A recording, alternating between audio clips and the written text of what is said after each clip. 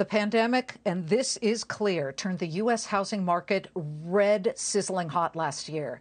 This year as well, and now Zillow says it's going to stay that way in 2022. The online real estate marketplace predicting that U.S. home prices will rise 11% in the next year. Is Zillow right? What's in store for future homeowners and the commercial real estate market in 2022? Marcus & Millichap President and CEO Hessam Nadji is here to look into his crystal ball in a Fox Business exclusive. You've been watching every tick of the real estate market and mortgage origination market. What is your bet, Hessam? Will 2022 continue to be a seller's market? Well, it's great to be on the program with you. Thanks for having me on. From a housing perspective, I would go a little contrarian to the numbers that you cited from Zillow, and that I think the 13.5% median home price appreciation we've seen this year would be very hard to sustain at 11, 12% again in 2022. We're seeing a lot of consumers push back on the incredible price gains in the housing market. We're seeing a lot of demand shift over to apartments for renting again because of affordability issues. So my expectation on the housing front is that it'll stay very strong, but the pace of price appreciation is probably going to slow into the high single digits. So slightly different than Zillow's forecast. On the commercial real estate side of the equation, investors are incredibly hungry for this asset class. Interest rates have been incredibly low, a lot of liquidity. Of course, lenders are competing to put money to work.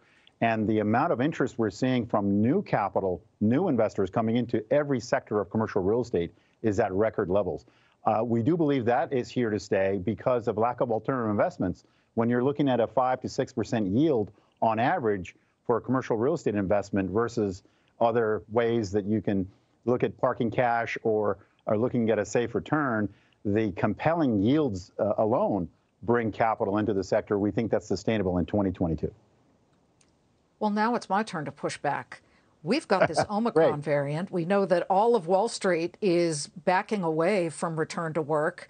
Apple has put off return to work. So many other companies. I'm in my home studio right now. A lot of people have been sent home where I work. What makes you think that commercial real estate, office buildings, et cetera, are going to have such an easy time of it in 2022? Well, to your point, the different property types are going to perform very differently. And ironically, office space is the one that is hit the hardest still, even worse so than hotels from an investor perspective. We see a lot of investors betting on the return of full occupancies to hotels at some point. But there's a lot more question marks regarding the future of office space because of the hybrid work model, even well after the pandemic is behind us. So there's a lot of concern there. Apartments, necessity retail like fast food restaurants, drugstores, industrial warehouses that are tied to e-commerce are off the charts strong and demanding, creating a lot of demand. So for office space, your point is very well taken. We saw the first quarter of positive demand for space in the form of net absorption of space. That's basically how much more demand there is than people vacating.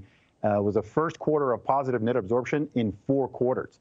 It was a moderate 20, 30 million square feet. But now with Omicron out there and a lot of uncertainty, we expect that to slow back down again and have these fits and starts, especially in urban office buildings where the pandemic has been the most impactful. So the future of office space does have a lot of question marks around it because of all this and a renewed sense of uncertainty. Sure. Obviously, warehouses would be strong with the e-commerce boom. Okay, and you ready to make a prediction about the metaverse? We know that all of this talk about virtual reality and the metaverse, is Marcus & Millichap making any kind of bet to enter the other dimension, so to speak? We've done stories on virtual realty.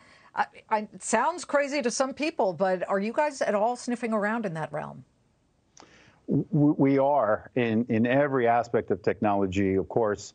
In the sense that between AI and the graphic improvements and inventions that are going on, the ability for investors to see assets, to walk through markets has become profoundly stronger.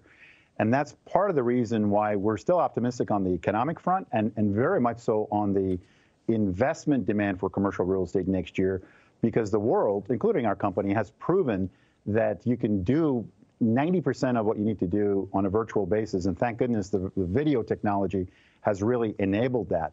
But I do think that hard assets like hotels, apartments, that have short-term leases where inflation is going to become much more of an issue will come into play even more because of inflation hedging going into next year.